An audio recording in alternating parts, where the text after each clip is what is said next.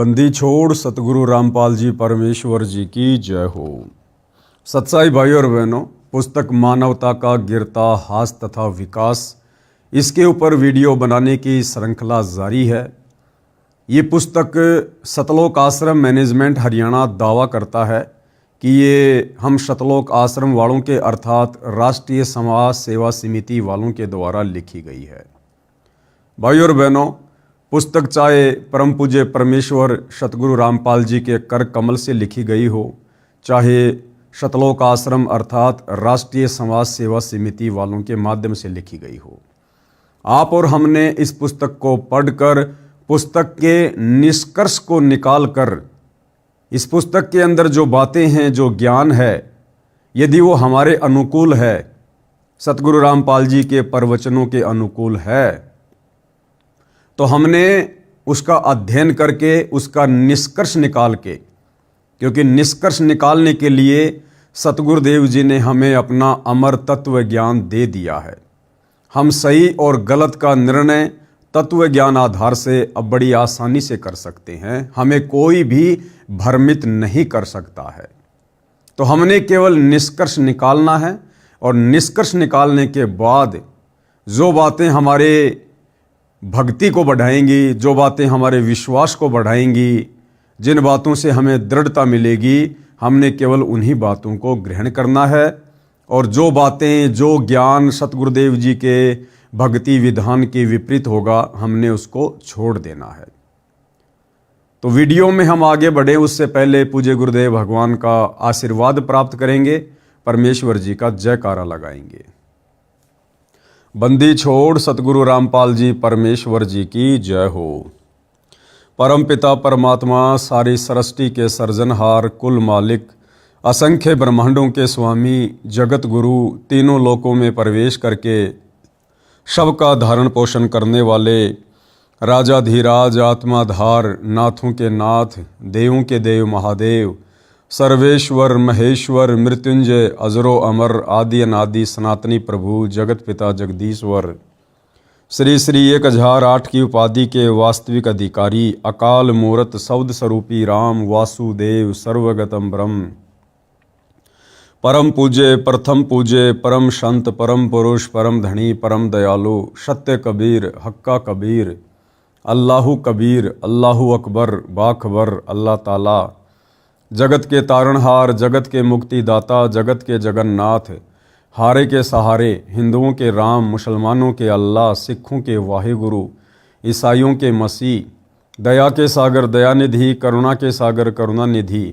स्वयंभू परिभू, संकट मोचन, कष्ट हरण, मंगल करण, दुख भंजन, अविगत कबीर, निर्विकार निर्विषम परमात्मा, अलय अलेख सतगुरु, आदि अनादि सतगुरु, असली मर्यादा पुरुषोत्तम, असली राम, असली कृष्ण, असली घनश्याम, असली मुरारी, राजाओं के राजा, महाराजाओं के महाराजा, शहंशाहों के शहंशाह, सम्राटों के सम्राट, भगवानों के भगवान, अल्लाहों के अल्लाह, प्रभुओं के प्रभु, मसीहाओं के मसीह, सच्चे वाहिगुरु, बाबाओं के बाबा, पीरों के पीर, सेठों के सेठ, जगत सेठ, सावड़सा सेठ, सर्वगुण संपन्न, अनंत कोटि कलाओं के स्वामी, अनंत कोटि ब्रह्मांडों के नायक, योगियों में महायोगी, ध्यानियों में महाध्यानी, सिद्धों में परम सिद्ध, ज्ञानियों में तत्व ज्ञानी, ब्रह्म ज्ञानी, महाज्ञानी, परम ज्ञानी, सर्वश्रेष्ठ ज्ञानी, विज्ञानी, युवा कबीर, समर्थ कबीर, असमवात, अमित ओजा, सच्चे रहनुमा, करीम अल्लाह, सुभान अल्लाह, दुनिया के अंतिम पैगंबर, 8 सितंबर 1951 से गांव धनाना, जिला सोनीपत, हरियाणा, भारतवर्ष की पावन भूमि पे प्रकट रियल कल की भगवान श्री नारायण साकार हरि, श्री बाबा साहेब, नूर अनंत परमात्मा, सच्चे दरवेश, सच्चे बाखबर, संत शिरोमणि सतगुरु रामपाल जी परमेश्वर जी के चरण कमल में साध संगति से जुड़े हुए देश विदेश से आप और हम सभी सत्सेवक भाई बहनों का अनंत कोटि दंडवत प्रणाम। तो भाई और बहनों, पुस्तक मानवता का गिरता हास तथा विकास, इसका पेज नंबर 34 और आज वीडियो नंबर 4 है। अब इस पुस्तक में आगे कर्म कांड के विषय में एक सत्य कथा लिखकर बताई गई है और ये सत्य कथा परम पूज्य परमेश्वर सतगुरु रामपाल जी के लीला में जीवन के ऊपर आधारित है।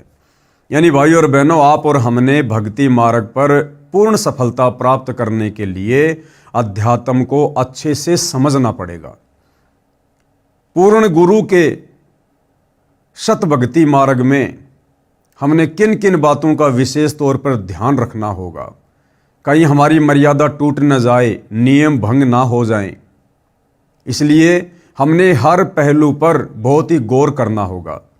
कर्म कांड क्या है, पाखंड पूजा क्या है, कौन कौन सी ओछी साधना और घटिया साधना सतगुरु की सतभक्ति के मार्ग में बाधक है, किन किन घटिया साधनाओं से हमने बचना है, इन तमाम बातों की जानकारी होना अति आवश्यक है। कर्म कांड के विषय में सत्य कथा। संत रामपाल जी महाराज सत्संग में बताते हैं कि मेरे पूज्य गुरुदेव स्वामी रामदेवानंद जी महाराज को 16 वर्ष की आयु में किसी महात्मा के सत्संग सुनने से वैराग्य हो गया था। यहां पर लेखक के द्वारा क्या लिखा गया है कि मेरे पूज्य गुरुदेव, मेरे पूज्य गुरुदेव।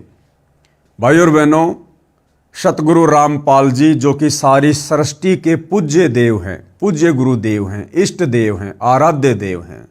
इनका कोई पूज्य गुरु नहीं हो सकता, इनका कोई इष्ट देव नहीं हो सकता।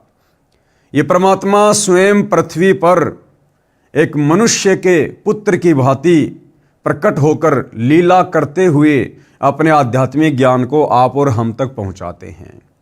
ये परमात्मा अपने आप को छुपाते हुए, एक दास की भूमिका करते हुए, एक भगत की भूमिका करते हुए, एक तत्वदर्शी संत की भूमिका करते हुए आप और हमें ये अनसुना ज्ञान समझाते हैं। अगर ये परमेश्वर स्वयं को कह दे कि मैं कबीर हूँ, मैं परमात्मा हूँ, मैं सबका पूज्य देव हूँ, सबका इष्ट देव हूँ, तो भाई और बहनों, हम नादान इनके सत्संग भी सुनना पसंद ना करें। इसलिए हमारी छोटी बुद्धि को देखते हुए सतगुरु रामपाल जी स्वयं कबीर परमेश्वर पूर्ण ब्रह्म होते हुए भी अपने आप को छुपाते हुए इस पृथ्वी पर प्रकट होकर एक संत की भूमिका करते हुए और गुरु शिष्य परंपरा को बनाए रखते हुए, क्योंकि ज्ञान हमेशा गुरु से ही प्राप्त होता है, इसलिए गुरु शिष्य परंपरा का निर्वाह करते हुए और एक मुंह बोला गुरु बनाकर एक अच्छी आत्मा को अपना मुंह बोला गुरु बनाते हैं, उस आत्मा को सर्व बातों से परिचित करवा देते हैं और स्वयं एक दास बनकर, एक भगत बनकर आगे फिर इस ज्ञान का प्रचार करते हैं। इस प्रकार की भूमिका से वे हमें एक अच्छे और नेक भगत बनने की भी शिक्षा देते हैं। एक दिन वे खेतों में गए हुए थे, पास में ही वन था। वे वन में जाकर किसी मृत जानवर की हड्डियों के पास अपने कपड़े फाड़कर फेंक जाते हैं और स्वयं महात्मा जी के साथ चले जाते हैं। यानी सतगुरु रामपाल जी अपने मुंह बोले गुरुदेव के विषय में कह रहे हैं कि उनको एक संत मिले, उनकी बातें सुनकर उनको वैराग्य हो गया और उस समय वो पहाड़ी जाया करते थे, गवाले थे, गाय भैंस वगैरह चराया करते थे। तो पास में छोटा सा जंगल था और कोई मरा हुआ जानवर था, उसकी हड्डियों पर अपने कपड़े उतार कर फेंक गए और खुद साधु संत महात्माओं के साथ में चले गए, ताकि पीछे से घर वाले अगर ढूंढने का प्रयास करें तो ये सोचकर फिर आगे कोशिश ना करें कि भाई उसको तो किसी जानवर ने खा लिया है। जब उनकी खोज हुई तो उनके घर वालों ने देखा कि वन में हड्डियों के पास फटे हुए कपड़े हैं, तो उन्होंने सोचा कि किसी जंगली जानवर ने उन्हें खा लिया है। उन कपड़ों तथा हड्डियों को उठाकर घर पर ले आते हैं और अंतिम संस्कार कर देते हैं। उसके बाद 13वीं अर्थात 6 माही करते हैं और फिर श्राद्ध शुरू हो जाते हैं। यानी हमारे नकली धर्म गुरु, उन्होंने फिर भ्रमित करना शुरू कर दिया कि उसकी अकाल मृत्यु हुई है, उसको जानवर ने खा लिया है। और फिर वो कर्म कांड, वो पाखंड पूजा जो आम समाज में वर्तमान में भी जोर शोर से प्रचलित है, वो शुरू करवा दी गई। कहने का मतलब है इंसान जिंदा है, लेकिन हमारे धर्मगुरुओं ने जिस प्रकार से आप और हमारे से शास्त्र विरुद्ध साधना करवा रखी है, उस शास्त्र विरुद्ध साधना के चलते उस जिंदा व्यक्ति के भी श्राद्ध निकलवाने शुरू हो जाते हैं। जब मेरे पूज्य गुरुदेव बहुत बूढ़े हो चुके थे तो वे एक बार घर पर गए। तब उन घर वालों को ये पता चला कि ये जीवित है और घर छोड़कर चले गए थे। उन्होंने बताया कि जब ये घर छोड़कर चले गए थे तो इनकी खोज हुई, वन में इनके कपड़े मिले, उनके पास कुछ हड्डियां पड़ी थी। तो हमने सोचा कि किसी जंगली जानवर ने इनको खा लिया है और उन कपड़ों तथा हड्डियों को घर पर लाकर अंतिम संस्कार कर दिया। यानी किसी गीदड़ की हड्डियों को, किसी बकरी की हड्डियों को, यानी अन्य जानवर की हड्डियों को इंसान की हड्डियां समझकर, अस्थियां समझकर और उसका अंतिम संस्कार कर दिया गया। फिर मुझ दास ने, यानी सतगुरु रामपाल जी कह रहे हैं कि मैंने मेरे पूज्य गुरुदेव के छोटे भाई की पत्नी से पूछा कि जब हमारे पूज्य गुरुदेव घर छोड़कर चले गए थे तो तुमने पीछे से क्या किया? उन्होंने बताया कि जब मैं ब्याही आई थी, यानी गुरुदेव भगवान कह रहे हैं कि मैंने अपने मुंह बोले गुरुदेव के छोटे भाई की पत्नी से बातचीत की कि उसके बाद आपने क्या किया जब ये घर छोड़कर चले गए थे। तो दादा गुरु के छोटे भाई की पत्नी ने क्या कहा कि जब मैं इस घर में ब्याही आई थी, अर्थात जब ये मुझे शादी करके लाए थे, तो उस समय मुझे इनके श्राद्ध निकलते मिले थे। मैं अपने हाथों से इनके लगभग 70 श्राद्ध निकाल चुकी हूं। उसने बताया कि जब घर में कोई नुकसान हो जाता था, जैसे कि भैंस का दूध ना देना, थन में खराबी आ जाना, कोई और नुकसान हो जाना आदि, तो हम शाणों के पास बूझा पड़वाने के लिए जाते थे।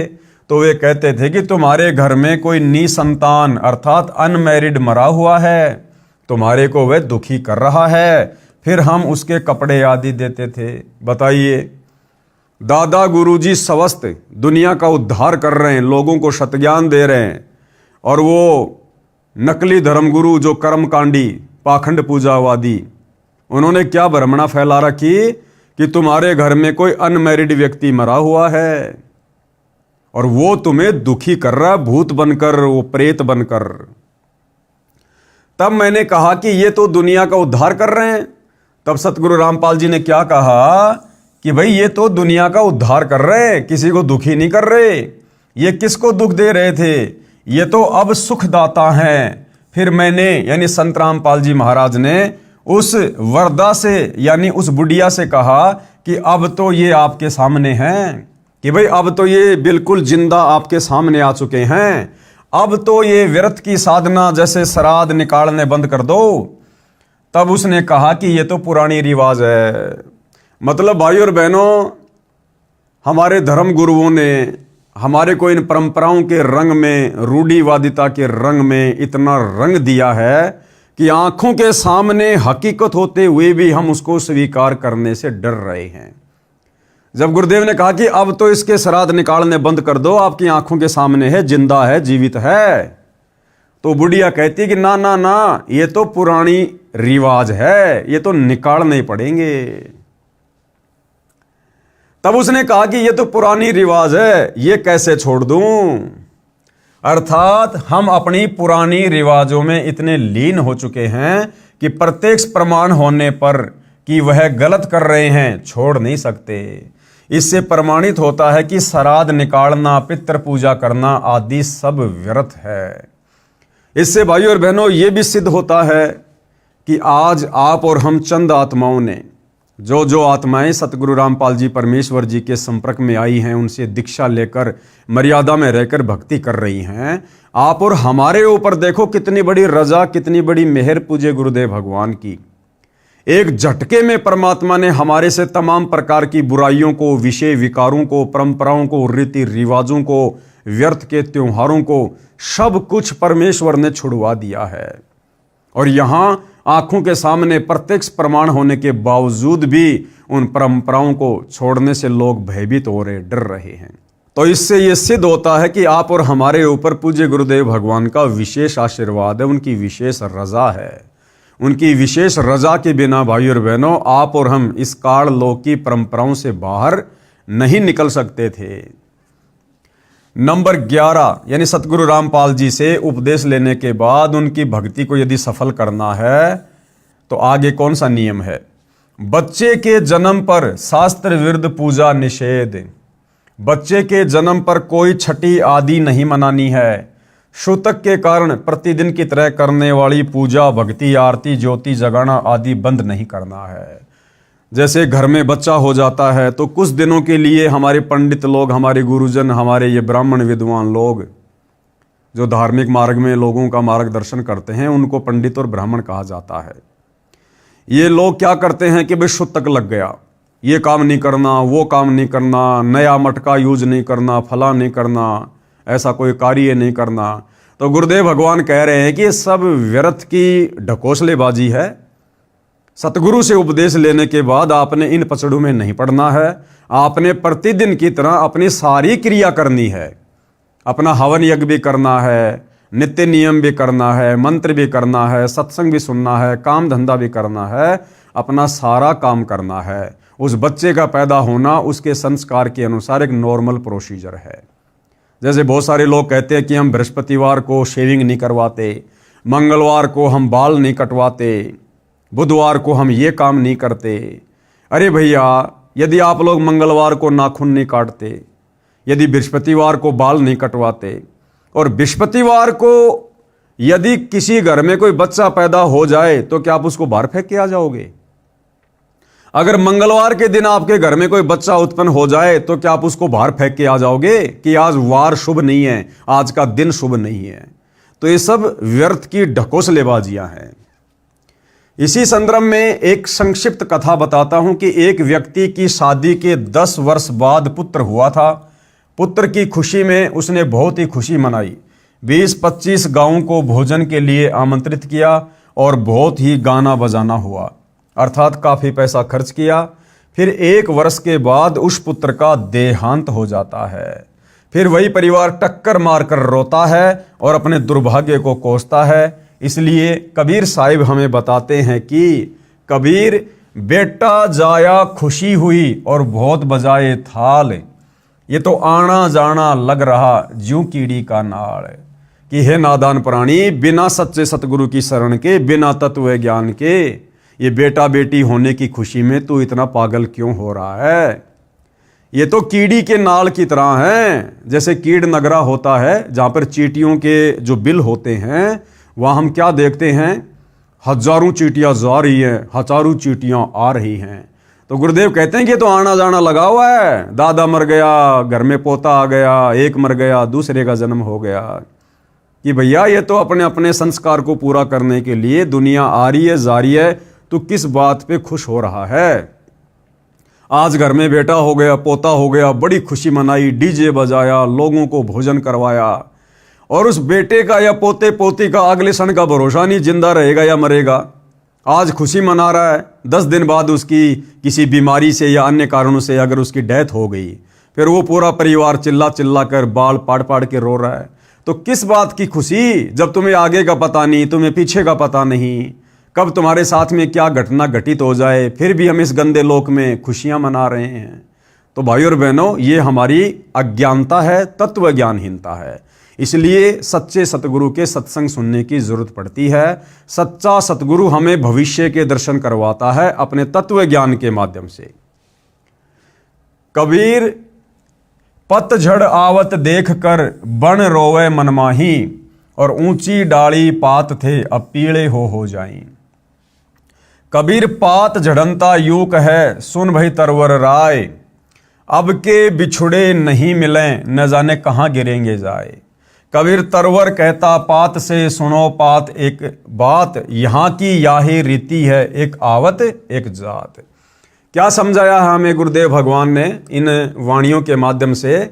कबीर, पतझड़ आवत देख कर बन रोवे मनमाही, यानी जब वो पतझड़ का समय आता है, यानी जब पेड़ से पत्ते नीचे गिरने का समय आता है, तो कहते हैं ये सारा का सारा नज़ारा देख कर, और वो जंगल, वो वन जिसके अंदर हजारों लाखों पेड़ हैं, जिनके पत्ते पीले हो के नीचे गिर रहे हैं, पतझड़ का समय आ गया। अब वो वन मन ही मन में रो रहा है और कह रहा भाई पतझड़ का समय आ गया, अब तो मेरे जितने भी पेड़ हैं इनके सारे पत्ते नीचे गिर जाएंगे। पतझड़ आवत देख कर बन रोवे मनमाही, ऊंची डाली पात थे अब पीले हो जाई। कि ये जंगल कितना हरा भरा था, हजारों पेड़ थे, इनके इतने पत्ते थे, और अब ये सब एक एक करके नीचे गिरते जा रहे हैं। इसी प्रकार गुरुदेव हमें उदाहरण दे रहे हैं कि घर में कोई बूढ़ा व्यक्ति है, कोई वृद्ध व्यक्ति है, और जब उसका समय निकट आता है, जब उसकी मृत्यु का दिन निकट आता है, तो वो सोचता है कि मैंने क्या किया पूरी जिंदगी में, अब समय आ गया, अब मुझे यहाँ से जाना पड़ेगा, ये पूरा परिवार मुझे छोड़कर जाना पड़ेगा, पोते पोतियाँ, बेटा बेटियाँ, उनकी बहुएं, ये सारी संपत्ति, खेत खलिहान, ये सब मुझे छोड़ के जाना पड़ेगा, यानी हरा भरा परिवार मुझे छोड़कर जाना पड़ेगा। कबीर पात झड़नता यूं कहें सुन भई तरवर राय, और अब के बिछुड़े नहीं मिले न जाने कहाँ गिरेंगे जाए। इसी प्रकार वो बूढ़ा आदमी कहता कि भैया अब तो समय आ गया यहाँ से जाने का, और ना जाने अब आगे किस योनि में जन्म होगा, किस माँ के गर्भ में जन्म लेंगे, कुतिया के गर्भ में लेंगे, गधी के गर्भ में लेंगे, या किसी इंसान के गर्भ में लेंगे, भाई अब कोई भरोसा नहीं है। जिस प्रकार पेड़ से पत्ता नीचे गिरने के बाद ना जाने उस पत्ते का क्या असर होगा, गंदी नाली में गिरेगा, सड़ के नष्ट होगा, या किसी पशु के पैर के नीचे आकर वो कुचला जाएगा। फिर आगे वो पेड़ क्या कहता है, तरवर कहता पात से सुनो पात एक बात। अब वो पेड़ उस पत्ते से क्या कहता है कि भैया सुन ध्यान से, यहाँ की याही रीति है एक आवत एक जाए, कि भैया ये तो यहाँ का नियम है, यहाँ की रीति है, एक पत्ता गिरेगा, एक पेड़ से पत्ते झड़ेंगे, फिर से नए पत्ते आना शुरू हो जाएंगे। इसी प्रकार इस काल लोक का परमात्मा विधान बता रहे हैं कि भैया आना जाना, जन्म और मृत्यु, जन्म और मृत्यु यहाँ का अटल नियम है। अगर इस अटल नियम से बचना चाहता है, बाहर निकलना चाहता है, तो केवल सच्चे सतगुरु की सत भक्ति ही एकमात्र विकल्प है, समाधान है, दूसरा कोई नहीं है। नियम नंबर 12, देई धाम पर बाल उतरवाने जाना निषेध है। बच्चे के किसी देई धाम पर बाल उतरवाने नहीं जाना है। जब देखो बाल बड़े हो गए कटवा कर फेंक दो। एक मंदिर में देखा कि श्रद्धालु भगत अपने लड़के या लड़कियों के बाल उतरवाने आए। वहां पर उपस्थित नाई ने बाहर के रेट से 3 गुना पैसे ज्यादा लिए और एक कैंची भर बाल काटकर माता पिता को दे दिए। उन्होंने श्रद्धा से मंदिर में चढ़ाए, पुजारी ने एक थैले में डाल लिए, रात्रि को उठाकर दूर एकांत स्थान पर फेंक दिए। ये केवल नाटकबाजी है। क्यों ना पहले की तरह स्वाभाविक तरीके से बाल उतरवाते रहें तथा बाहर डाल दें। परमात्मा नाम से प्रसन्न होता है, यानी सच्चे सतगुरु से हमें सुमरण करने के लिए जो मंत्र मिलता है, जो नाम मिलता है, उसकी भक्ति से परमात्मा प्रसन्न होता है। ये इस प्रकार की नाटकबाजी से परमात्मा प्रसन्न नहीं होता, पाखंड से प्रसन्न नहीं होता। नियम नंबर 13, नाम जाप से सुख होगा। नाम उपदेश को केवल दुख निवारण की दृष्टिकोण से नहीं लेना चाहिए, बल्कि आत्म कल्याण के लिए लेना चाहिए। सच्चे सतगुरु का ज्ञान समझने के बाद उनसे उपदेश केवल सांसारिक दुखों के निवारण की दृष्टि से नहीं लेना चाहिए। मुख्य मकसद भगत का होना चाहिए कि हे भगवान, मेरा जन्म मरण से पीछा छूटे, 184 योनियों की पीड़ाओं से मेरा पीछा छूटे, नरक के दंड से मेरा पीछा छूटे। बाकी सुख तो परमेश्वर आवश्यक समझेंगे, हमें अवश्य देंगे। तो मैन हमारा जो दृष्टिकोण है नाम दीक्षा का, वो आत्म कल्याण होना चाहिए, मोक्ष होना चाहिए। सुमरण से सर्व सुख अपने आप आ जाते हैं। कबीर सुमरण से सुख होत हैं, सुमरण से दुख जाए। कहे कबीर सुमरण किए तो साईं माही समाए। जिस प्रकार कोई भी जो किसान व्यक्ति होता है, वो खेत में अन्न इसलिए नहीं डालता कि मेरे पशुओं के लिए चारा हो जाए। गेहूं का बीज, ज्वार का बीज, बाजरे का बीज किसान खेत में इसलिए बीजता है कि मेरे परिवार का भरण पोषण हो, परिवार को भरपेट खाने के लिए अन्न मिले। इस मकसद से किसान खेत में बिजाई करता है। परंतु पशुओं के लिए चारा तो ऑटोमेटिक होता है, अपने आप होता है, और उस कणक से पहले होता है। इसी प्रकार यदि हम आत्म कल्याण की दृष्टि से नाम उपदेश लेंगे और सुमरण करेंगे, तो सांसारिक सुख जो हमें आवश्यक होंगे, पूज्य गुरुदेव भगवान हमें अवश्य देंगे। नियम नंबर 14, व्यभिचार निषेध है। पराई स्त्री को माँ, बेटी, बहन की दृष्टि से देखना चाहिए। व्यभिचार महापाप है। जैसे गरीब पर द्वारा स्त्री का खोले, 70 जन्म अंधा हो डोले। शुरापान मदमाशाहारी, गवन करे भोगे पर नारी।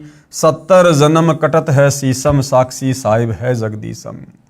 पर द्वारा स्त्री का खोले, दूसरी स्त्री के साथ में संबंध बनाने वाला व्यक्ति लगातार 70 जन्म अंधे के प्राप्त करता है, मनुष्य योनि में या पशु पक्षी योनि में। सुरापान यानी नशा करने वाला, मदमाशाहारी यानी मांस आहार करने वाला, और गमन करे भोगे पर नारी, दूसरी स्त्रियों के साथ में जो है शारीरिक संबंध बनाने वाला। कहते हैं 70 जन्म लगातार उनके सिर कटेंगे, ऐसी दुर्गति से मृत्यु होगी। इस बात का साक्षी स्वयं परमात्मा है। पर नारी ना परसियो, कबीर परमेश्वर कहते हैं कि दूसरी स्त्री के साथ में कभी भूलकर भी शारीरिक संबंध ना बनाना। मानो वचन हमार, भवन चतुर्दश तास सिर, त्रिलोकी का भार। कि उस नीच व्यक्ति के ऊपर तो 3 लोक का भार यानी पाप कर्मों का भार रखा जाएगा, जो व्यक्ति पर स्त्री गमन करता है। पर नारी ना परसियो, सुनो शब्द सल्तंत, धर्मराय के खंभ से अर्धमुखी लटकंत।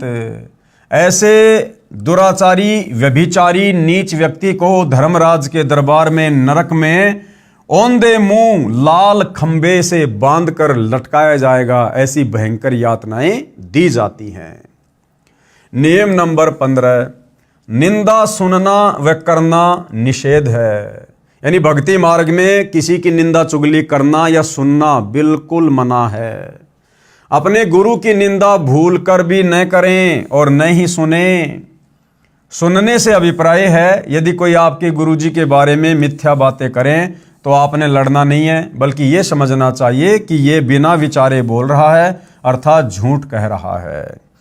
गुरु की निंदा सुने जो काना, ताको निश्चय नरक निदाना। और अपने मुख निंदा जो कर ही, शुकर श्वान गर्भ में पड़ी। यानी जो व्यक्ति अपने गुरु की निंदा सुनता है, जैसे कोई हमारे पूज्य गुरुदेव भगवान के बारे में उल्टी सीधी बातें करें। अब भाइयों और बहनों, आप और हमें तो अपने भगवान के बारे में अच्छे से पता है, लेकिन जो अनजान व्यक्ति हैं, नादान व्यक्ति हैं, काल प्रेरित हैं, वो तो किसी भी महापुरुष के विषय में कुछ भी ऊट पटांग बातें कर सकते हैं। जैसे कोई गुरुदेव भगवान के गांव के आसपास का हो, उनकी रिश्तेदारियों का कोई व्यक्ति हो जो उनसे ईर्ष्या करता हो, कभी हमसे टकरा जाए, ना जाने क्या क्या बातें कहेगा। अरे मैं अच्छे से जानता हूँ तुम्हारे गुरु को, रामपाल को, हाँ हमारा खेत और उनका खेत बिल्कुल आसपास है। पहले जेई की नौकरी करता था, फलाना दिखना। अरे मेरे साथ में बैठ के बीड़ी पिया करता था, उल्टी सीधी बातें करते थे, हम ताश खेला करते थे, ये था वो था, लड़कियों पर उल्टी सीधी नजरें रखा करते थे हम दोनों। अरे मेरे साथ में पढ़ा करता था तेरा गुरु, मैं जानता हूं कितना का अच्छा है। तो भाइयों और बहनों, ये काल चाहेगा कि हमारे मन में गुरु जी के प्रति कोई शंका पैदा हो जाए, कोई विक्षेप पैदा हो जाए। तो आप और हमने भूलकर भी किसी भी व्यक्ति के मुख से अपने गुरु के विषय में निंदात्मक बातें सुनकर विक्षेप पैदा नहीं करना है। इसीलिए गुरुदेव भगवान कहते हैं कि बच्चों जल्दबाजी मत करो, नाम दीक्षा लेने से पहले अच्छे से सत्संग सुनो, पुस्तकें पढ़ो, यूट्यूब पर सत्संग सुनो, टीवी चैनल पर सुनो। 100 प्रकार की अगर तुम्हारे मन में कोई शंकाएं हैं उनका निवारण करवा लो, उसके बाद में नाम उपदेश लो। एक बार उपदेश लेने के बाद यदि तुम्हारे गुरु के प्रति तुम्हारे मन में कोई विक्षेप पैदा हो गया तो उसी समय हमारी बनी बनाई भक्ति का सत्यानाश हो जाएगा।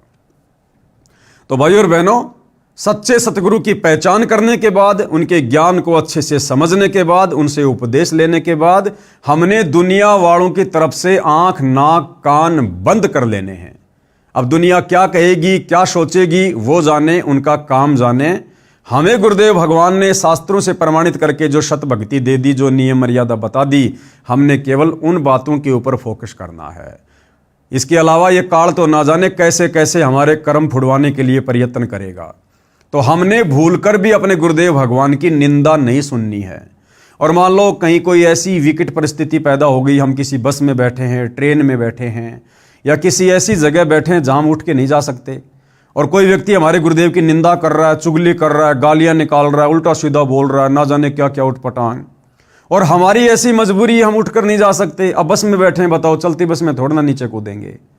तो हमने उन व्यक्तियों की बातों पर ध्यान नहीं देना, वो जो मर्जी बोलता रहे, हमने यकीन नहीं करना उसकी बातों पर कि ये जो कह रहा है बिल्कुल बातें सही हैं।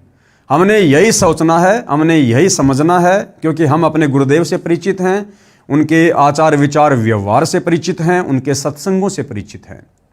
और वैसे भी परमात्मा कहते हैं कि साधु शब्दा परखिए, दुख पड़े घर नार, सूर वीर जद जानिए, जब रण बाजे तलवार। तो साधु संत महात्माओं की पहचान तो उनके वचनों से, उनके शब्दों से, उनके सत्संगों से होती है। तो वो व्यक्ति चाहे जो मर्जी ऊट पटांग बातें करे, लेकिन हमने हृदय से स्वीकार नहीं करना कि ये व्यक्ति जो बात हमारे गुरुदेव के बारे में बोल रहा है उल्टी सीधी, ये सत्य हो सकती हैं। यदि हमने उसकी बातों पर यकीन कर लिया, इसका मतलब हमने गुरु की निंदा सुननी शुरू कर दी। और यदि हमारे हृदय ने स्वीकार नहीं किया कि ये व्यक्ति जो बकवाद कर रहा है वो सही हो सकती है, तो वो चाहे सारे रास्ते, वो चाहे कितनी उटपटांग बातें क्यों ना करता रहे, हमें गुरु निंदा का कोई दोष, कोई पाप नहीं लगेगा, क्योंकि हम उस नालायक की, उस नादान ना समझ की बातों को महत्व नहीं दे रहे हैं। और अपने मुख निंदा जो करही, शुक्र स्वान गर्भ में पढ़ी, और जो नाम उपदेश लेने के बाद अपने मुंह से अपने गुरु जी की निंदा करता है काल प्रेरणा से, कहते हैं वो तो सीधा लक 84 योनि में जाता है, गधे कुत्ते सूअर की योनियों को प्राप्त करता है, उसका कोई ठिकाना नहीं होगा। फिर निंदा तो किसी की भी नहीं करनी है और ना ही सुननी है, चाहे वह आम व्यक्ति ही क्यों ना हो। कबीर साहिब कहते हैं, तिनका कभू ना निंदिए जो पांव तले होय, कभू ऊंट आखन पड़े पीर घनेरी होय। निंदा के विषय में गुरुदेव क्या कह रहे हैं कि भाई निंदा तो हमने किसी की भी नहीं करनी है, आम व्यक्ति की भी नहीं करनी है। ये भक्तों का काम नहीं होता है। भक्तों का काम होता है भक्ति करना, बाकी अपना काम धंधा करना। फालतू के लोगों के पास में उठना बैठना, गप्पे मारना, गपशप करना, ये भक्तों का काम नहीं होता है। तो निंदा तो हमने आम व्यक्ति की भी नहीं करनी। जैसे गांव का कोई व्यक्ति जबरदस्ती हमें बैठा ले और फिर वो व्यक्ति किसी और की निंदा करने लग जाए और हमसे झूठी हाँ भरवाए, तो हमने ऐसे व्यक्तियों के पास बैठना ही नहीं है। उनके पास बैठने से हमारा समय बर्बाद होगा, हमारी सांसें बर्बाद होंगी और कहीं ना कहीं हम गलती कर बैठेंगे। इसलिए आवश्यक काम हो अपना काम करो, तुरंत वहां से उठते चल बनो। उसके पास बैठने का व्यर्थ में कोई काम नहीं है। गुरुदेव अपनी वाणी में कहते हैं कि भाई दुनिया सेती दोस्ती पड़े भजन में भंग, भाई एका एक की राम से या साधु के संग। व्यर्थ में गांव वालों के पास में, यार दोस्तों के पास में बिल्कुल नहीं बैठना चाहिए। वैसे तो भक्ति मार्ग में आने के बाद भगत का कोई यार दोस्त होता ही नहीं है। इस भक्ति मार्ग में हमारा सबसे बड़ा यार, हमारा दोस्त, हमारा मित्र, हमारा गुरु है। क्योंकि गुरु कभी भी हमें सत्य भक्ति मार्ग से नहीं भटकाएगा। गुरु कभी भी हमें कुमार्ग पर जाने की शिक्षा नहीं देगा। सांसारिक यार दोस्त रिश्तेदार हमें लाख कुशिक्षा दे देंगे कुमार्ग पर चलने की, लेकिन सतगुरु हमेशा सद्मार्ग पर चलने की ही शिक्षा देगा। तो हमारा सबसे बड़ा जो मित्र है, मित्र का मतलब क्या होता है? जो हमें सही शिक्षा दे। तो सही शिक्षा केवल सतगुरु दे सकता है। तो भगत का सबसे बड़ा मित्र भी उसका सतगुरु है। तो गुरुदेव कहते हैं व्यर्थ में लोगों के पास में नहीं बैठना चाहिए। दुनिया से तीर दोस्ती पड़े भजन में भंग। कहीं न कहीं तुम्हारे भजन में, तुम्हारी भक्ति में बाधा उत्पन्न होगी, मर्यादा टूटेगी। तो क्या करें? एका एक ही राम से या साधु के संग। क्या करना चाहिए भगत ने? एका एक ही राम से। एका एक ही राम का मतलब होता है एक तुम और एक तुम्हारा राम, यानी तुम्हारा गुरु। यानी या तो अपना सत्संग सुनो या अपना सुमरण करो, गुरु की महिमा में कोई शब्द गा लो, या तो ये प्रोसीजर अपनाओ, या फिर किसी भगत भाई से बातचीत कर लो, या किसी भगत भाई बहन के पास में जो आसपास रहते हैं घूमते घूमते वहाँ चले जाओ। अब भगत भगत से मिलेगा तो क्या करेगा? परमात्मा की चर्चा करेगा, मालिक की महिमा करेगा।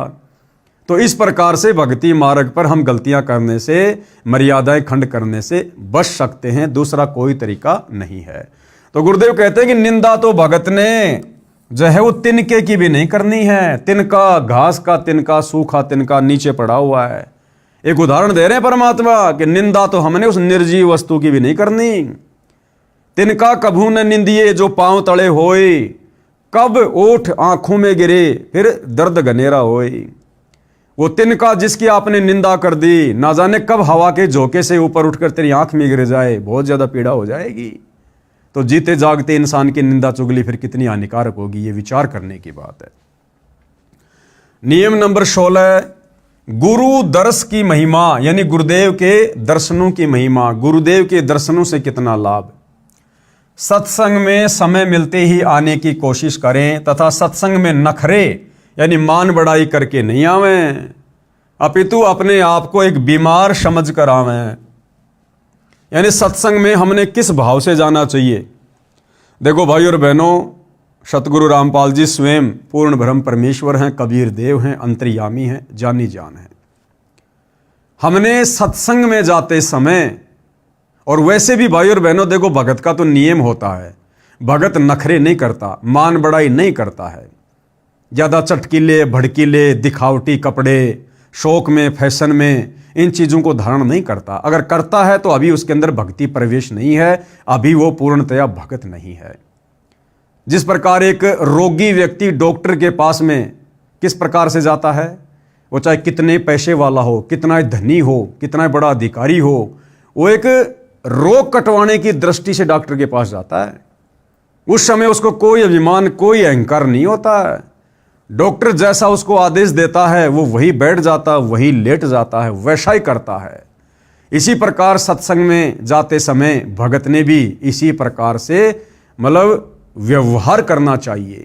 अपने आप को जन्म मरण का सबसे बड़ा रोगी समझना चाहिए। सबसे बड़ा रोगी, यदि मेरी किसी भी हरकत से मेरे गुरुदेव भगवान के दिल को जरा भी ठेस पहुंची तो मेरा जन्म मरण का रोग नहीं कटेगा, फिर मैं गधा कुत्ता शुअर बनता डोलूंगा, नरक में ठोका जाऊंगा, फिर क्या बनेगी मेरे साथ। फिर गधा कुत्ता शुअर बनूंगा तब ये मान बढ़ाई, नखरे, ये चौंचलेबाजी, ये नाटकबाजी, ये पद प्रतिष्ठा, मान बढ़ाई, अहंकार फिर कहाँ जाएगा ये। तो भगत ने इस प्रकार से आगे का भविष्य देख कर इस ज्ञान आधार से फिर भगत ने अपनी दैनिक क्रियाओं को करना है। जैसे बीमार व्यक्ति चाहे कितने ही पैसे वाला हो, चाहे उच्च अधिकारी हो, जब अस्पताल में जाता है तो उस समय उसका मकसद केवल रोग मुक्त होना होता है। जहां डॉक्टर लेटने को कहे लेट जाता है, बैठने को कहे बैठ जाता है, बाहर जाने का निर्देश मिले बाहर चला जाता है, फिर अंदर आने के लिए आवाज आए चुपके से अंदर आ जाता है। ठीक इसी प्रकार यदि आप सत्संग में आते हो तो आपको सत्संग में आने का लाभ मिलेगा, अन्यथा आपका आना जाना बिल्कुल निष्फल हो जाएगा। ठीक इसी प्रकार सत्संग में भगत को जहां बैठने को कहा जाए वहीं बैठ जाए, जो खाने को मिल जाए उसे परमात्मा कबीर साहिब की रजा से प्रसाद समझकर खाकर प्रसन्न चित्त रहे। नखरेबाजी ना करे कि भगत जी मेरे को तो आपने ठंडी रोटी दे दी, उस भगत को अचार दे दिया, मेरे को तो दिया ही नहीं है। इस प्रकार की नखरेबाजी सत्संग में नहीं चलती। जो आपके भाग्य में आपके सामने परोसा जा रहा है उसको अपने गुरुदेव भगवान का प्रसाद मानकर ग्रहण कर लीजिएगा। कबीर संत मिलन को चालिए तज माया अभिमान, जो जो कदम आगे रखे वो ही यज्ञ समान। जो भगत निरअभिमानी होकर एक दास, एक आधीन भाव से गुरु के दर्शनों के लिए चलता है, सत्संग के लिए चलता है, मान बढ़ाई नखरों से दूर होकर, कहते हैं उस भगत का जब वो सत्संग की तरफ चलता है उसका एक एक कदम एक एक यज्ञ के समान उसके भक्ति अकाउंट में जमा हो जाता है। कबीर संत मिलन को चालिए दिन में कई कई बार, आसोज के में ज्यों घना करे उपकार। कबीर दर्शन साधु का परमात्मा आवे याद, लेखे में वो है घड़ी बाकी के दिन बाद। कबीर दर्शन साधु का मुख पर बसे सुहाग, भाई दर्श उन्हीं को होते हैं जिनके पूर्ण भाग। नंबर 17 गुरु महिमा। गुरु महिमा, यदि कहीं पर पाठ या सत्संग चल रहा हो या वैसे गुरुजी के दर्शनार्थ जाते हो तो सर्वप्रथम गुरुजी को दंडवत लंबा लेटकर प्रणाम करना चाहिए। देखो भाई और बहनों, कितनी बढ़िया शिक्षा हमें पॉइंट नंबर 17 से मिल रही है। कितनी बड़ी शिक्षा। यदि कहीं पर पाठ या सत्संग चल रहा हो या वैसे गुरुजी के दर्शन करने के लिए जाते हो तो सबसे पहले भगत ने क्या करना चाहिए?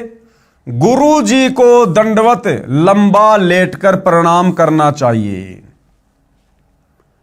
वर्तमान में सतलोक आश्रमों में क्या हो रहा है? भगत आश्रम में जा रहे हैं, सत्संग में जा रहे हैं, सामने गरीबदास जी की फोटो है, दादा गुरु जी की फोटो है, दाढ़ी मूंछ वाले कबीर की फोटो है, और भगत क्या करते हैं? सबसे पहले जाकर किसी भी फोटो को दंडवत प्रणाम कर देते हैं। अरे भैया ऐसा नहीं, वक्त गुरु जो प्रेजेंट गुरु है वो हमारा परमात्मा है, हमारा कबीर है, हमारा सब कुछ है। तो चाहे हम किसी सत्संग में जाएं, किसी आश्रम में जाएं, कहीं भी जाएं, हमने सर्वप्रथम, यदि हमारे गुरुदेव भगवान साक्षात विराजमान हैं तो सर्वप्रथम अपने गुरुदेव भगवान को दंडवत प्रणाम करें। यदि गुरुदेव भगवान नहीं हैं, उनकी गैर हाजिरी में उन्हीं की तस्वीर को, उन्हीं की फोटो को, उस फोटो में, उस जगह पर सूक्ष्म रूप में विराजमान मानकर, क्योंकि कबीर परमेश्वर की वाणी क्या कहती है, घटी ही में गंगा, घटी ही में जमुना, घटी ही में है जगदीश, सतगुरु तारेंगे। और मोको कहाँ ढूंढे रे बंदे, मैं तो तेरे पास में। तो हमने सर्वप्रथम केवल अपने पूज्य गुरुदेव भगवान को ही दंडवत करना है। हमने उस फोटो को भी दंडवत प्रणाम नहीं करना जिस फोटो में हमारे गुरुदेव के साथ किसी और की फोटो है। जैसे सतलोक आश्रमों में गुरु गोविंद की फोटो होती है, ऊपर दाढ़ी मूछ वाला नकली कबीर है और उस नकली कबीर के चरणों में असली कबीर संत रामपाल जी को बैठा रखा है। या कोई ऐसी फोटो है जिसमें गरीबदास जी की भी है, नकली कबीर की भी है, दादा गुरु जी की भी है, पंडित चिदानंद जी की भी है, और बीच में संत रामपाल जी को बैठा रखा है चौकी पर। तो हमने ऐसी किसी भी फोटो को दंडवत प्रणाम नहीं करना जिस फोटो में हमारे पूज्य गुरुदेव संत रामपाल जी के अलावा किसी और महापुरुष की या संत की फोटो है। अन्यथा भाइयों और बहनों, ये पतिव्रता पद में नहीं आएगा। तो क्या कह रहे हैं, यदि कहीं पर पाठ या सत्संग चल रहा हो या वैसे गुरु जी के दर्शनार्थ जाते हो तो सर्वप्रथम यानी सबसे पहले गुरु जी को दंडवत प्रणाम या लंबा लेटकर प्रणाम करना चाहिए। और बाद में सतग्रंथ साहिब यानी जिसका पाठ हो रहा है गरीबदास जी की वाणी का, बाद में सतग्रंथ साहिब व तस्वीरें। फिर कौन सी तस्वीरें, जैसे साहिब कबीर की वो दाढ़ी मूछ वाली कबीर की नकली फोटो मूर्ति, और गरीबदास जी व स्वामी राम देवानंद जी व गुरु जी की मूर्ति को प्रणाम करें। केवल प्रणाम करें, दंडवत प्रणाम नहीं। दंडवत प्रणाम केवल अपने गुरुदेव को या अपने गुरुदेव की फोटो को, और बाकी अन्य जो फोटोएं हैं गुरुदेव ने सबके नाम लिख दिए। अन्य तस्वीरें बाद में सतग्रंथ साहिब व तस्वीरें साहिब कबीर की यानी दाढ़ी मूछ वाले नकली कबीर की फोटो कहो चाहे मूर्ति कहो, बात एक ही है। और गरीबदास जी की फोटो व स्वामी राम देवानंद जी व गुरु जी की मूर्ति को केवल प्रणाम करें। क्या करें? केवल प्रणाम, जिससे सिर्फ भावना बनी रहेगी। मूर्ति पूजा नहीं करनी है, केवल प्रणाम करना पूजा में नहीं आता। ये तो भगत की श्रद्धा को बनाए रखने में सहयोग देता है। पूजा तो किसकी करनी है? पूजा तो वक्त गुरु। अब वक्त गुरु कौन है भाई? वर्तमान में वक्त गुरु कौन है? सतगुरु रामपाल जी हैं वक्त गुरु वर्तमान में। तो पूजा भगत ने किसकी करनी है? केवल अपने गुरु की, अपने गुरु को अपना इष्ट मानकर, अपना भगवान मानकर। पूजा तो वक्त गुरु व नाम मंत्र की करनी है, यानी जो दीक्षा गुरुदेव भगवान देंगे उसका फिर मर्यादा में रह के डट के सुमर करना है, जो पार लगाएगा। कबीर गुरु गोविंद दोऊ खड़े काके लागू पाए, बलिहारी गुरु आपने जिन गोविंद दियो मिलाए। गुरु और गोविंद दोनों खड़े, तो कह रहे सबसे पहले किसको दंडवत करोगे? अपने गुरु जी को। कबीर गुरु बड़े हैं गोविंद से। गुरु को गोविंद यानी भगवान से भी बड़ा बताया गया है, क्योंकि असल में गोविंद ही गुरु का रूप धारण करके पृथ्वी पर आते हैं। भाई मन में देख विचार, यानी तत्वदर्शी संत के सत्संगों को सुनकर विचार कर, और हरि सुमरे सो रह गए और गुरु भजे होए पार। कबीर हरि के रूठ त्यां गुरु की शरण में जाए। कबीर गुरु जो रूठ गए तो वो भगवान भी नहीं करेगा सहाय। कबीर सात समुद्र की मसी करूं, लेखनी करूं बन राय, और धरती का कागज करूं तो गुरु गुण लिखा न जाए। नियम नंबर 18 क्या कहता है? मांस भक्षण निषेध है। अगर भक्ति मार्ग में आपने मांस भक्षण किया, किसी भी जीव की हत्या की या मांस खाया, या आपने मांस खाने में किसी का सहयोग किया, तो आपकी भक्ति मर्यादा खंडित हो जाएगी। अंडा व मांस भक्षण व जीव हिंसा नहीं करनी है, ये महापाप होता है। जैसे साहिब कबीर जी महाराज व गरीबदास जी महाराज ने बताया है, कबीर जीव हने हिंसा करे, यानी जो जीव खाता है या जीवों को मारता है, प्रकट पाप सिर होए, निगम पुनि ऐसे पाप ते भिस्त गया ना कोई। ऐसा नीच कुकर्म करके आज तक कोई भी भिस्त यानी स्वर्ग में नहीं गया। कबीर तिल भर मछली खाए के और कोटि गऊ दे दान, काशी करोत ले मरे तो भी नरक निदान। यानी मांस खाने का कितना बड़ा महापाप है। तिल जितना मांस का टुकड़ा खा लिया और चाहे 1 करोड़ गाय दान कर दो तो भी आपका वो मांस खाने का पाप नहीं उतरेगा। कबीर बकरी पाती खात है ताकि काडी खाल, और जो बकरी को खाते हैं तिनका कौन हवाल। क्या कह रहे हैं परमात्मा कि बकरी तो एक शाकाहारी जानवर है, वो बेचारी घास फूस खाती है बकरी, और जो व्यक्ति उस बकरी की खाल उतारता है अर्थात उसको खाता है, तो सोचो फिर उस व्यक्ति का क्या हाल होगा। अरे वो शाकाहारी जानवर बकरी जो किसी को कोई कष्ट नहीं देती है, केवल घास फूस खा के अपना पेट भरती है, उस शाकाहारी जानवर को खाने वाले के साथ में क्या होगा। जब उस बकरी की भी ऐसी दुर्गति हो रही है तो बकरी को खाने वाले की क्या दुर्गति होगी। कबीर गला काट कलमा भरे, किया कहे हलाल, साहब लेखा मांगसी तब होसी कौन हवाल। कबीर दिन को रोजा रहत है रात हनत है गाय, यह खून वह बंदगी कब कहूं क्यों खुशी खुदाए। कबीरा तेई पीर है जो जाने पर पीर, जो पर पीर न जान है तो काफिर बेपीर। कबीर खूब खाना है खींचड़ी माही परी टुकलोन, मांस पराया खाए के गला कटावे कौन। कबीर मुसलमान मारे करद सो हिंदू मारे तलवार, कहें कबीर दोनों मिलें जे यम के द्वार। कबीर मांस आहारी मानव प्रत्येष राक्षस जान, ताकि संगति मति हरे होई भक्ति में हान। कबीर मांस खाए ते ढेढ़ सब मद पीवे सो नीच, और कुल की दुर्मति पर हरे राम कहे सो ऊंच। कबीर मांस मछलियां खात हैं सुरापान से हेत, ते नर नरके जाएंगे माता पिता समेत। कबीर जीव हिंसा जो करते हैं या आगे क्या पाप, और कंटक जूनी जिहान में सिंह भेड़िया और सांप। जोटे बकरे मुर्गे ताई लेखा सभी लेत गोसाई, मृग मोर मारे मैं मनता अचराचर है जीव अनंता। जीव्या स्वाद हिते प्राणा नीमा नाश गया हम जाना, तीतर लवा बुटेरी चिड़िया खूनी मारे बड़े अंगड़िया। अदले बदले लेखे लेखा समझ देख सुन ज्ञान विवेका, गरीब शब्द हमारा मानियो और सुनियो नर नारी, जीव दया बिन कुफर है चले जमाना हार। कहने का मतलब है किसी भी प्रकार से चाहे कोई भगत हो या कोई जगत का व्यक्ति हो, मांस खाना बहुत बड़ा महापाप है। अनजाने में हुई हिंसा का पाप नहीं लगता। हाँ, यदि अनजाने में आपसे कोई हिंसा हो गई, जैसे रास्ते चलते कोई चींटी मर गई, अन्य कोई जानवर मर गया, गलती से गाड़ी से एक्सीडेंट होकर कोई जानवर मर गया, कोई व्यक्ति मर गया, तो उसका दोष भगत को नहीं लगेगा। देखो, जगत वाला व्यक्ति चाहे अनजाने में किसी को मार दे चाहे जानबूझ के मार दे, उसका तो बराबर पाप है यहाँ के विधान के अनुसार। लेकिन सच्चे सतगुरु से उपदेश लेने के बाद भगत जानबूझ के तो किसी को मारेगा नहीं, मांस खाएगा नहीं, हिंसा करेगा नहीं।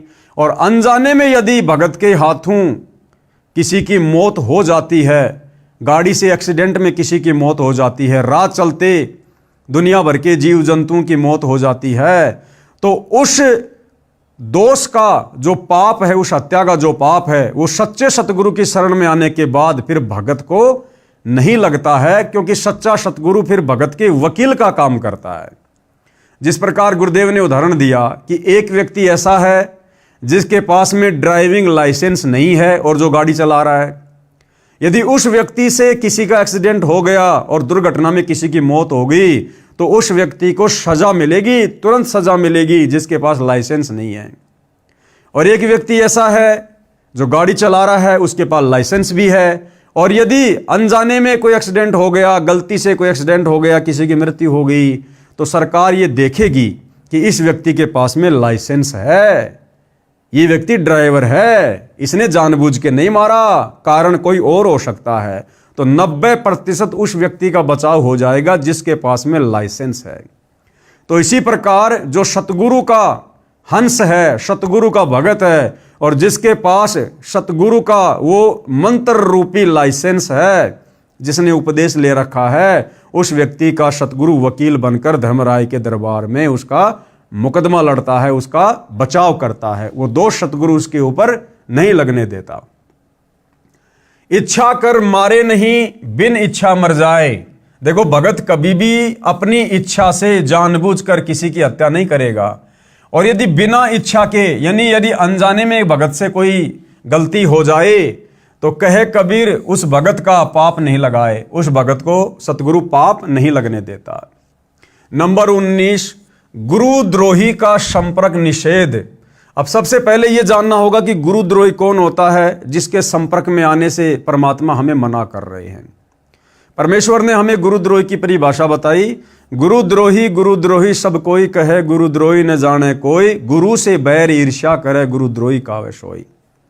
कौन कौन व्यक्ति गुरुद्रोही की श्रेणी में आते हैं? जो व्यक्ति आपके गुरु की निंदा करता है, चुगली करता है, गालियां निकालता है, विरोध करता है, जो गुरु की भक्ति नहीं करता, या भक्ति करता था लेकिन भक्ति छोड़ दी, उसके बाद गुरु का विरोधी बन गया, या गुरु के ज्ञान के विरुद्ध खुद भी चल रहा है, दूसरे भक्तों को भी चला रहा है, मर्यादा तोड़वा रहा है, ऐसा व्यक्ति भगत होने के बावजूद भी गुरुद्रोही की श्रेणी में आता है।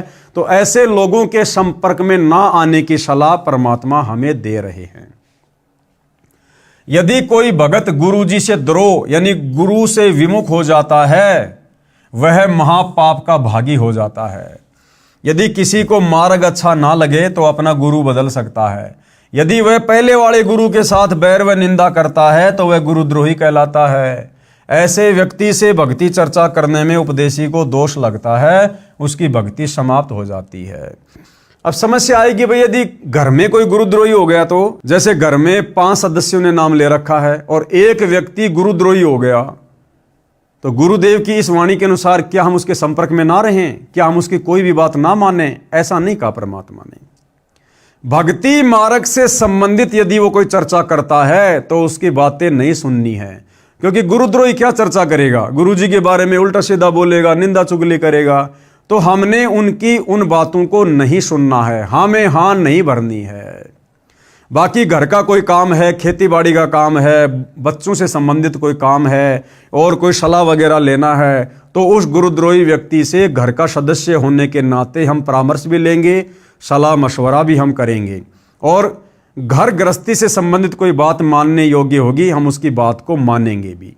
लेकिन भक्ति मार्ग में यदि वो कोई उटपटांग बात करेगा तो हमने बिल्कुल भी उससे संपर्क नहीं करना। संपर्क करने का मतलब है उसकी बातों को सुनना नहीं है, अनदेखा कर देना है। अपना कोई काम धंधा करने लग जाओ, वो भोगता रहेगा, बड़बड़ करता रहेगा। गरीब गुरुद्रोही की पैड़ पर जे पग आवे बीर। पैड़ का मतलब है उसकी यश में यश करना।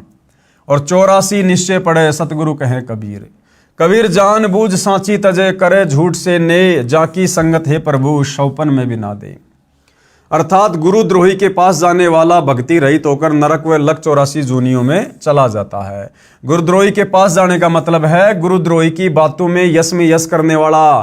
गुरुद्रोही यदि गुरु जी के बारे में उल्टा सीधा बोलता है, निंदा चुगली करता है, और हम यदि उसकी यश कर रहे हैं कि हाँ भाई बिल्कुल बात सही है, गुरु जी ने ऐसा जरूर कर दिया होगा, तो फिर वो भगत भी 84 लाख योनियों का अधिकारी हो जाता है। आगे क्या नियम है भक्ति को सफल करने के लिए? नियम नंबर 20, जुआ निषेध। जुआ ताश कभी नहीं खेलना चाहिए। देखो, जुआ और ताश खेलने से क्या नुकसान है? सबसे पहला नुकसान है कि हमारे समय की और हमारी समासों की बर्बादी होगी। कोई ताश खेल रहा है, हम उसके पास बैठ गए तो हमें क्या मिलेगा? वो सारी बकवाद गढ़ेंगे उल्टी सीधी वहां पर, तो भगत का समय बर्बाद हो गया। भगत ने जो समय परमात्मा की भक्ति में, सत्संग में, सुमरण में लगाना चाहिए था, वो समय वहां पर बैठकर व्यर्थ में बर्बाद हो गया। एक दूसरे की निंदा चुगली सुनेगा। ताश जुआ खेलने वाले के यहाँ पर अक्सर लड़ाई झगड़े भी हो जाते हैं, झूठी किसी की गवाही देनी पड़ेगी, जबरदस्ती तेरा कोई गवाह में नाम लिखवा देगा, हो गया परेशान। और दूसरी बात, गुरु का वचन हो गया कि भगत ने जुआ और ताश नहीं खेलना, उनके पास भी नहीं बैठना। अब यदि हम खेलना तो दूर, यदि उनके पास भी जाकर बैठ गए तो भी गुरु वचन टूट गया, और गुरु वचन टूटने से भाई और बहनों फिर हमारी दुर्गति अवश्य होगी, हम फिर मोक्ष प्राप्त नहीं कर सकते। दूसरा, एक जुए के खेल ने महाभारत का युद्ध करवा दिया, सर्वनाश करवा दिया कौरवों का और पांडवों का। 18 करोड़ सेना मरवा दी एक जुए ने। जुआ ताश कभी नहीं खेलना चाहिए। कबीर मांस बखे और मद पीवे, यानी मांस खाने वाला व्यक्ति, शराब पीने वाला व्यक्ति, कोई भी नशा करने वाला व्यक्ति, और धन वैश्या से खाए, और लड़कियों से वैश्यावर्ती करवा कर जो व्यक्ति धन कमाता है, और जुआ खेलने वाला, ताश खेलने वाला और चोरी करने वाला, परमात्मा कहते हैं इनके तो अंत में दुर्गति होती है, इनका तो सर्वनाश होता है। आगे भक्ति मार्ग में क्या क्या निषेध है? नियम नंबर 21, नाच गान निषेध है। किसी भी अवसर पर नाचना, गाना, ठुमके लगाना, खुशी जाहिर करना, ये बिल्कुल निषेध है। किसी भी प्रकार के खुशी के अवसर पर, जैसे घर में कोई ब्याह, शादी, विवाह, जन्मदिन, पार्टी, किसी भी प्रकार के खुशी के अवसर पर नाचना व अश्लील गाने गाना भक्ति भाव के विरुद्ध है। जैसे एक समय एक विधवा बहन किसी खुशी के अवसर पर अपने रिश्तेदार के घर पर गई हुई थी। सभी खुशी के साथ नाच गा रहे थे, परंतु वह बहन एक तरफ बैठकर प्रभु चिंतन में लगी हुई थी। फिर उनके रिश्तेदारों ने उनसे पूछा कि आप ऐसे क्यों निराश बैठे हो, वह भी हमारी की तरह नाचो, गाओ और खुशी मनाओ। इस पर वह बहन कहती है कि किसकी खुशी मनाऊं भाई, किस बात की खुशी मनाऊं? मुझ विधवा का एक ही बेटा था, वह भी भगवान को प्यारा हो चुका है, अब क्या खुशी है मेरे लिए? ठीक इसी प्रकार इस काल के लोक में प्रत्येक व्यक्ति की स्थिति है। यहां पर गुरु नानक देव जी की वाणी है, ना जाने काल की कर डारे, किस विधि डल जा पासावे, जिना ते सिर ते मौत खुड़क दी उन्हानू केड़ा हंसावे। कि भाई एक पल में ये काल बली ना जाने क्या घटना घटित कर दे। पूरा का पूरा परिवार जो किसी मंदिर में, मस्जिद में, किसी धार्मिक स्थान पर या ब्याह शादी में गाड़ी में बैठकर डीजे बजाते हुए, फिल्मी गानों का आनंद लेते हुए, इधर उधर की बातें करते हुए जा रहे हैं, अचानक से गाड़ी एक्सीडेंट हो जाए, गाड़ी किसी गहरी खाई में गिर जाए, किसी नदी नाले में गिर जाए, पूरा का पूरा परिवार मर जाए या कुछ सदस्य मर जाएं, अब बताओ किस बात की खुशी मना रहे थे? भविष्य का एक सेकंड का पता नहीं क्या हमारे साथ में क्या घटित हो जाए, और इस गंदे लोक में हम खुशी मना रहे हैं। तो भाई आंखें खुलेंगी गुरु के सत्संग सुनने से, गुरु के वचन सुनने से। बाकी तो पूरी दुनिया काल की गोद में बैठी है, अंधी होके चल रही है। तो आदरणीय नानक जी कहते कि ना जाने काल की कर डारे, ये काल ना जाने अचानक से क्या कर दे, किस विधि डल जा पासावे, न जाने कौन सी तरफ पासा पलटी खा जाए। और जिनादे सिर ते मौत खुड़क दी, जिस आदमी के सिर के ऊपर कच्चे धागे से तलवार बांध के लटका रखी हो, वो आदमी कैसे हंसी खुशी मना सकता है जिसको पल पल अपनी मौत दिखाई दे रही हो? फिर सच्ची खुशी क्या है? क्या बताया नानक जी ने? साध मिले साड़ी शादी होंदी।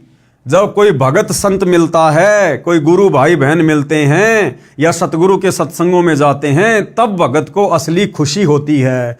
और वो खुशी भगत कोई बाहर जाहिर नहीं करता, ढोल बाजे बजा के जाहिर नहीं करता, नाच के जाहिर नहीं करता। अंदर ही अंदर मन ही मन में एक लहर उठती है, खुशी होती है कि आज मेरा भगत भाई आ गया, आज परमात्मा का सत्संग है, आज साथ संगति है, आज गुरुदेव को भोग लगाएंगे, मालिक की महिमा करेंगे, आज गुरुदेव के दर्शन करेंगे। वो मन ही मन में भगत अपनी खुशी जाहिर करता है। नाच गा के, ठुमके लगा के बाहर भगत कभी खुशी जाहिर नहीं करता। तो कहते हैं साध मिले साड़ी शादी होंदी, और बिछुड़ जा दिलगिरी वे। और जैसे ही वो संत भगत दूर होते हैं, फिर से मन मायूस हो जाता है। अख दे नानक सुनो जिहाना, मुश्किल हाल फकीरी। कि भाई भगत की राह, भक्ति की राह बड़ी कठिन है।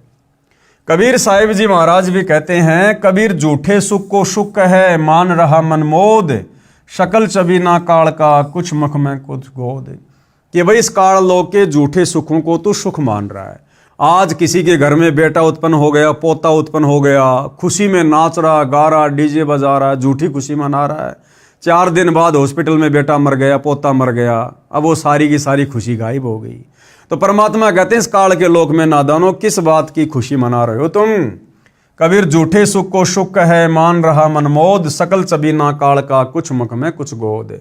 कबीर बेटा जाया खुशी हुई बहुत बजाए थाल। अरे ये तो आवन जाना लग रहा ज्यों कीड़ी का नाल। विशेष आगे गुरुदेव क्या कह रहे हैं, स्त्री तथा पुरुष दोनों ही परमात्मा प्राप्ति के अधिकारी हैं। स्त्री और पुरुष दोनों को ही मनुष्य शरीरधारी, मानव शरीरधारी प्राणी कहा जाता है। ये दोनों ही मोक्ष प्राप्ति के अधिकारी हैं। स्त्रियों को मासिक धर्म के दिनों में भी अपनी दैनिक पूजा, ज्योति लगाना आदि बंद नहीं करना चाहिए। ना ही किसी के देहांत या जन्म पर भी दैनिक पूजा कर्म बंद नहीं करना।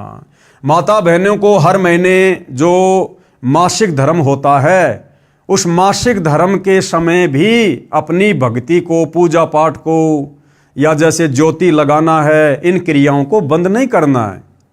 इन नकली धर्म गुरुओं ने, पाखंडी धर्म गुरुओं ने ज्ञानहीनता के चलते स्त्रियों को पुरुषों से हे समझ लिया। जिस समय माता बहनों को मासिक धर्म होता है तो हमारे नादान धर्म गुरुओं ने ये कहकर, तरह तरह की बातें कहकर कि मासिक धर्म के समय स्त्रियां खाना नहीं बना सकती हैं, नए कपड़े नहीं पहन सकती हैं, पूजा पाठ नहीं कर सकती हैं, भगवान को भोग नहीं लगा सकती हैं। ये दुनिया भर का पाखंड और आडंबर फैला रखा था। अब गुरुदेव भगवान ने आकर हमें सत भक्ति से परिचित करवाया है, पाखंड की दुनिया से बाहर निकाला है। तो हम जितने भी सतगुरु रामपाल जी परमेश्वर जी के फॉलोवर हैं, उनके भगत हैं, वो चाहे स्त्री है, चाहे पुरुष है, चाहे किसी भी प्रकार की कोई भी समस्या है, मासिक धर्म तो छोड़ो, अगर घर में किसी की मृत्यु हो जाए, चाहे अकाल मृत्यु हो, चाहे किसी बच्चे की मृत्यु हो, चाहे किसी वृद्ध की मृत्यु हो, हम भक्तों ने तीनों समय की आरती करना, सत्संग सुनना, ज्योत लगाना, यानी कोई भी धार्मिक क्रिया हमने नहीं छोड़नी है। चाहे सांसारिक रीति रिवाज के हिसाब से, चाहे सूतक हो, चाहे पातक हो, चाहे कुछ भी हो, क्योंकि हमारा कल्याण भगवान की भक्ति से होगा। अरे सूतक पातक के समय हम लोग खाना पीना क्यों नहीं छोड़ते भाई? बोलना चलना क्यों नहीं छोड़ते भाई? कपड़े पहनना क्यों नहीं छोड़ते भाई? ये सूतक पातक के समय भक्ति क्यों छोड़ रहे हैं? क्योंकि ये काल का षड्यंत्र है, काल का जाल है, और हमने काल के अनुसार नहीं, काल के बाप अकाल सतगुरु रामपाल जी के अनुसार चलना है। नोट, जो भक्त जन इन 21 सूत्रीय आदेशों का पालन नहीं करेगा उसका नाम समाप्त हो जाएगा। अब देख लो भाई और बहनों, पूरे 21 नियम आप जियों को इस पुस्तक मानवता का गिरता हास तथा विकास के अंदर बता दिए, समझा दिए गए हैं।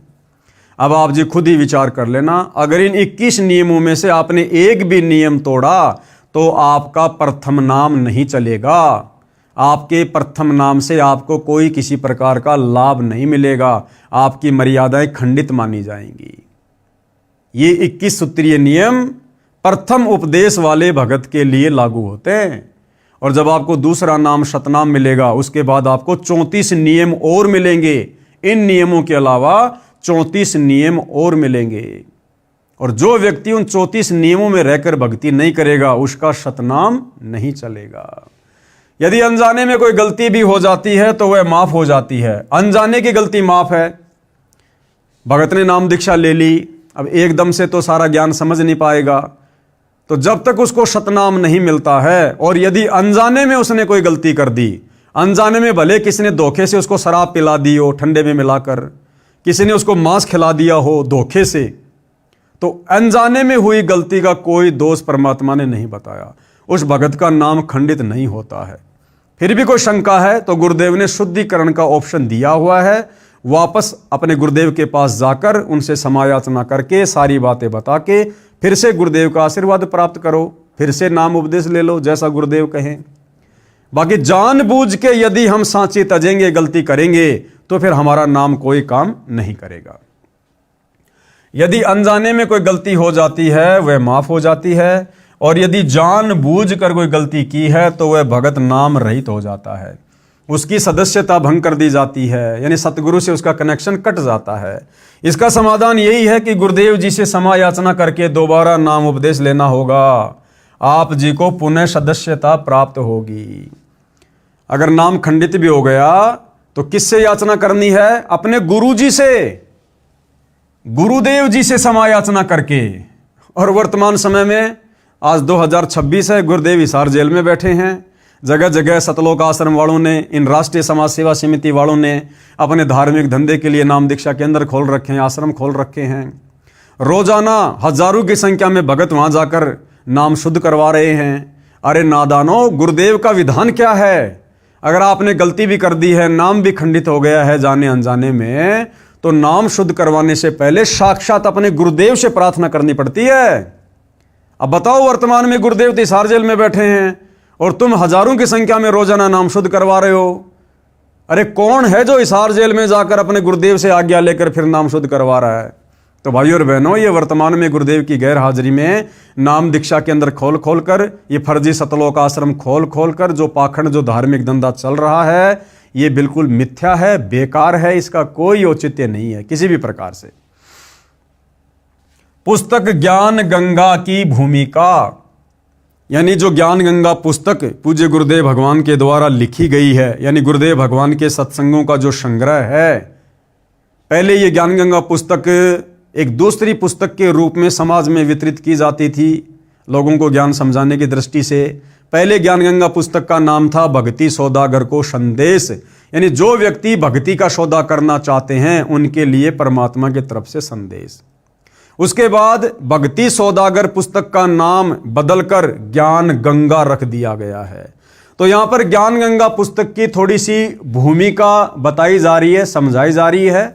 इस भूमिका के ऊपर भाई और बहनों हम अगली बार वीडियो बनाएंगे, यानी जो नेक्स्ट वीडियो होगा वो इस भूमिका के ऊपर होगा। तो आज के वीडियो में केवल इतना ही। पूज्य गुरुदेव भगवान हम सबको आज्ञा दे, आशीर्वाद दे, सद्बुद्धि दे। बंदी छोड़ सतगुरु रामपाल जी परमेश्वर जी की जय हो।